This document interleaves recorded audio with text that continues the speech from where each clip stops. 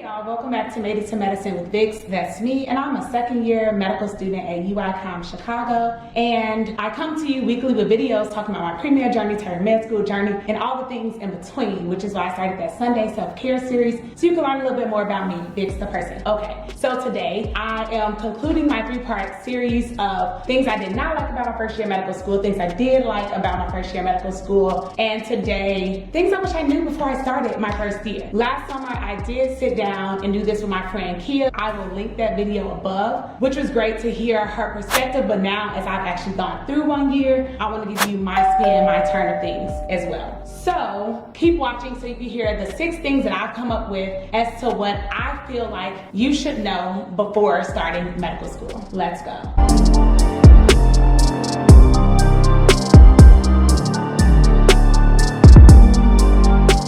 Number 1, medical school is just like high school. That means people are very cliquey, they can be kind of messy, but it's your job to still be pleasant, yet cautious of everyone that you come in contact with. Of course, you are going to find your people eventually, so you kind of have to scope the scene, look around, peep around and see like, who are you going to vibe with, who are you going to study with, who are you going to eat lunch with. All these groups of people could very well be different, but I want you to know, and unlike me when I went in, I just was like, you know, we're a group of people who are all on the same page, but we are not all the same age. And I'm not saying just because you're older that means less messiness. No, because older people can be equally as messy, but there's a wide variety of ages. In college, for me, all of us were about the same age. We were all 17, 18, starting out. Here, there are some people who come straight from undergrad who have skipped years, so they could be younger than 22, or there are people as old as, I don't even know the oldest person in my class. That does not matter, but the point is, beware, okay? Because the best don't stop just because you left high school, just because you left college, it's still there. Number 2, find those upperclassmen. And with COVID, you know,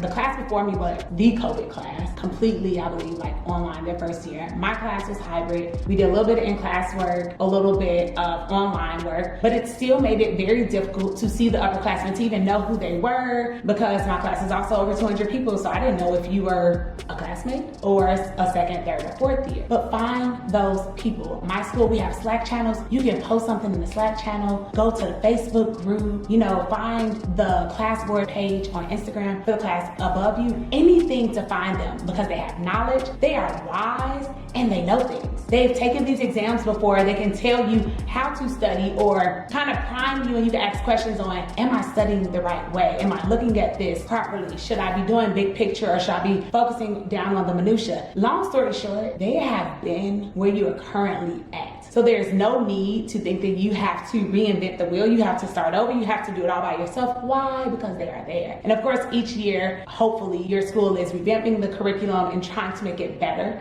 to fit the needs of the students. Whatever the case may be, they've been there, they've done that. So you need to seek that knowledge, get that information from them so that you can, in turn, return the favor to the people coming behind you. Number 3, get help before you need help. I'm gonna say it again. Get help before you need help. Meaning, most schools offer peer tutoring, and if it's free, definitely use it. Get the help before you have failed an exam, before you have failed a quiz, before you have let that imposter syndrome kick in and tell you that you don't deserve to be here. They made a mistake as to why you are here, and like, oops, maybe I should quit, I should run. No, get that tutor week 1. You know, like, there are tutors literally sitting on standby waiting for students to request them so that you can have access to them, the plethora of knowledge that they have, and hopefully they're a good tutor for you. But also, in the same token, get that tutor, but if that tutor don't work, get that tutor over there. You know, like, do not stick with something or someone if it is not working for you. Remember that you are the #1 priority in a tutoring session. These sessions are for you. So if it is not working for you, speak up. If the learning style or the way that they're presenting the information isn't working for you, for example, I had tutoring sessions. My first tutor, they were in person. And then when I moved to Zoom tutoring sessions, I felt like I was getting lectured. And I'm like, ooh, I'm a visual learner. And since I'm a visual learner, you lecturing to me, I am zoning out. You ask me a question and I'm like, can you repeat that again? I'm I'm still thinking about it. No, because I didn't hear you because I have now left this place. But if you have to do Zoom lectures, let them know that you're a visual learner. And that means, hey, can you prepare some slides together? Can you prepare some questions and then quiz me that way, or whatever your learning style is, do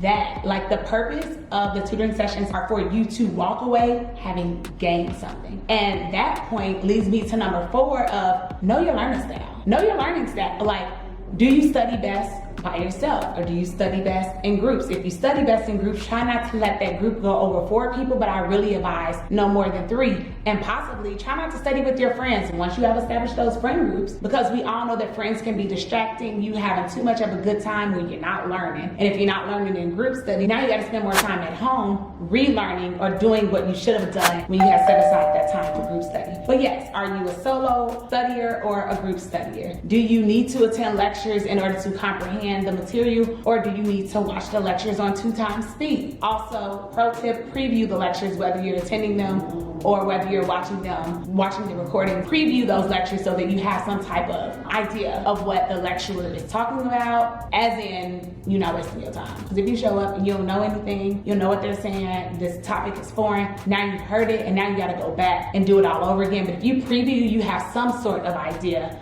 without even diving in, okay? So we talked about learning styles with group study and all of that, but also focus on my advice to you with learning style like Tibbet. Do questions. Anki is great. Quizlet is great because it's spaced repetition. It's going to, reinforce the topic over and over again, but analysis is better. You are not going to have flashcards on that exam. I don't care what school you're at. They are not giving you definition questions because this is medical school. You're getting those 2nd, 3rd, maybe even 4th order questions. And in order to assess or know whether you can accurately answer these questions, you need to do practice questions. Maybe start off light and do, 3 to 5 questions a day and then work your way up, because leading to exams, you're going to be doing like hundreds of questions to make sure that the information is ingrained in you and you can answer it no matter which way they throw that question at you. Okay.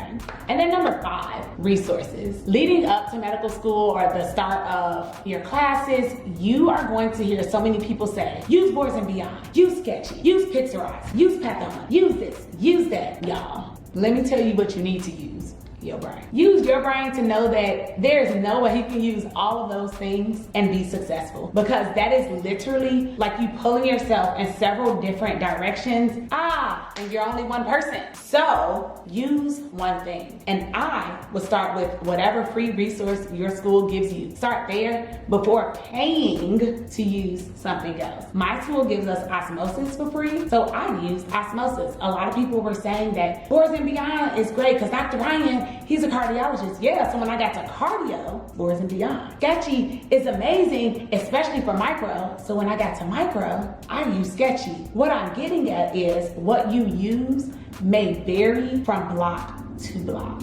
So don't get so married to one resource, because another one may be better for whatever, depending on the unit that you're currently enrolled in. And these things are very expensive. So if you and your friends can kind of go half on something, share that login. And that would work for you. Or see if you can do a free trial. Like most of these give you like a 7-day trial or something to see if you like it enough. And that's what you'll do. You use that trial, you watch the videos, see whether they're holding your attention or whether they're putting you to sleep before you have dropped this $250, $300, $400 for a 1-year subscription of something that you can't get the money back. Most of the people that I know in medical school, we are living off of loans, which means I can't just be throwing that government's money that's taxing me on this money that I'm living off of for the next 4 years away to not even use a resource down the long run, okay? So use those resources, but use those free trials first so that you really know what's gonna work for you. And of course, I say the best point for last. Number 6,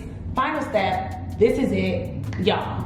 Stay true to yourself. And by staying true to yourself, I mean that in medical school, there'll be a lot of things thrown your way. And we know this, like, it's just kind of the name of the game, and you have to continue to be flexible, adaptable, adjust, and doing your very best. But I started medical school saying that these are my non-negotiables. And mine were, I need to get 8 hours of sleep every single night. I need to maintain my membership in my book club because I love to read not just science stuff, but fiction and books by Black authors. I love that. And I need to talk to my parents every day. I wanted to also work out 4 to 5 times weekly, make sure I'm taking a bath every night. And then I talked to my advisor and he was like, that could be a lot. Bring that down to like once a week. Let's be more reasonable, realistic with your goals. But whatever your non-negotiables are, I think you need to sit down and make that list before you start. Because when life hits the fan, as it often does, what is going to ground you back to being you? Not the stressed out you, not the depressed you, the anxiety filled you, the you that was so excited to get into medical school, the you that has been grinding for years as a pre-med student to make it to this point, the you that your family and friends love and adore, the you that's like, for me, summertime Chicago, carefree.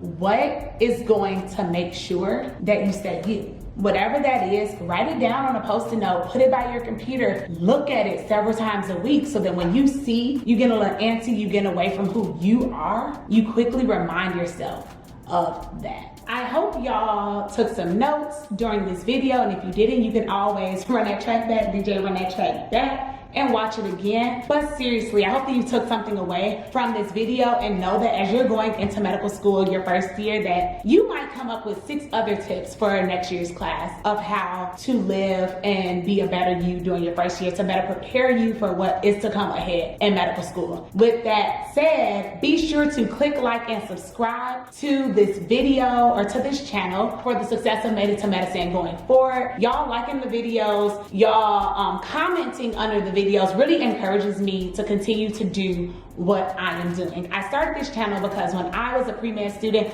I felt like I didn't have enough people in my life to tell me the ins and outs of medicine, which is why I spent so much time as a pre-med student. So this is me doing my due diligence and my job of giving back to those who are coming after me. Either way, thank y'all so much for checking out this video, and I'll see you in the next one. Bye.